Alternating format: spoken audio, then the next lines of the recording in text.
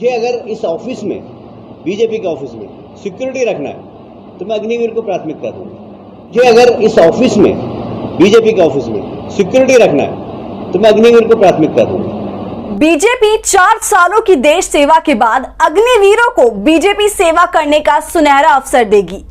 जी हां, बीजेपी के नए प्लान के मुताबिक, जिसे खुद अपने मुखारविंद से बीजेपी के राष्ट्रीय महासचिव कैलाश विजयवर्गीय ने बताया है, उसके अनुसार 4 साल की देश सेवा से जब सेवानिवृत्त होकर अग्निवीर अपने असुरक्षित भविष्य की तरफ टकटकी बांधकर देख रहे होंगे तो बीजेपी वाले एक अलग भर्ती प्रक्रिया निकालेंगे, दरबानी का।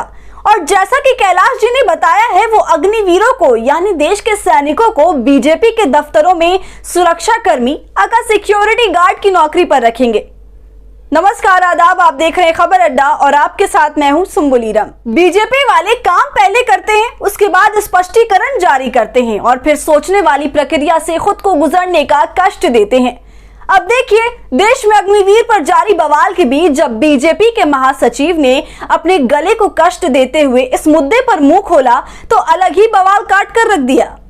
एक तरफ जहां देश में हजारों की संख्या में युवा अपने भविष्य को लेकर ऊहापोह की स्थिति में हैं और नई सैन्य भर्ती प्रक्रिया का भारी विरोध हो रहा है, तब उस विरोध की आग में घी डालते हुए कैलाश विजयवर्गीय ने कह दिया कि अगर मुझे बीजेपी ऑफिस में सिक्योरिटी रखना हो तो मैं अग्निवीर को प्राथमिकता दूंगा।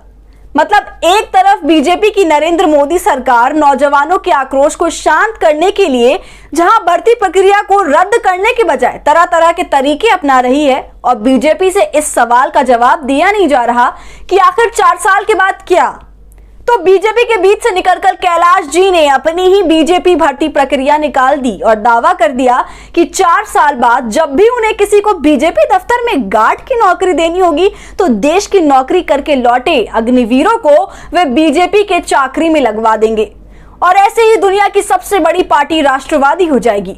सुनिए।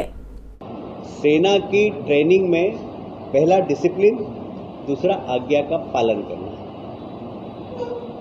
जब वो ट्रेनिंग लेगा और 4 साल की सेवा करने के बाद निकलेगा, 17.5 साल से 23 साल तक की उम्र। यदि वो 21 साल में भी भर्ती होता है, 4 साल काम करता है तो 25 साल। 25 साल में जब वो बाहर निकलेगा तो उसको 11 लाख रुपए उसके हाथ में होंगे और अग्निवीर का एक छाती पर तगमा लगा के घूमेगा। किसी भी, मुझे अगर इस ऑफिस में, बीजेपी के ऑफिस में सिक्योरिटी रखना है तो मैं अग्निवीर को प्राथमिकता दूंगा। जैसे ही विजयवर्गीय जी के future plan of action for future Agniveer सार्वजनिक हुआ, बीजेपी की फजीहत और प्रदर्शन कर रहे युवाओं के गुस्सों में भी भारी उछाल देखने को मिला।